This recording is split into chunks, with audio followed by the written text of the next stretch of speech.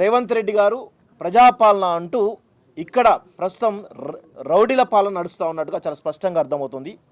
సందీప్ రెడ్డి అనేటువంటి ఉట్కూరు సందీప్ రెడ్డి అనేటువంటి వ్యక్తి ఈరోజు ఒక నయా నయీం ఆత్మతోటి పెట్టరేగిపోతూ గతంలో అదే రెడ్డి సామాజికం సంబంధించినటువంటి విజయరెడ్డి అనే వ్యక్తిని హత్య చేయడం, దానిలో జైలుకు పోవడం ఇవన్నీ కూడా జరిగినాయి.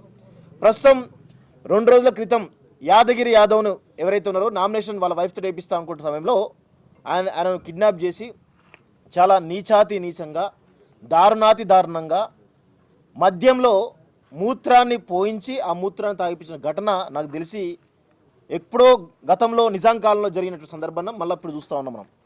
అంటే మరొక కోమటిరెడ్డి వెంకటరెడ్డి అనేటువంటి ఒక నిజాం పాలనలో నయా నయీం రూపంలో ఉన్నటువంటి సందీప్ రెడ్డి అనేటువంటి వ్యక్తి ఇలా ఈ ఇద్దరు కలిసి చాలా నల్గొండ జిల్లాలో పెద్ద ఎత్తున వీళ్ళ దుర్మార్గాలు జరుగుతున్నట్టు కనబడుతూ ఉంది.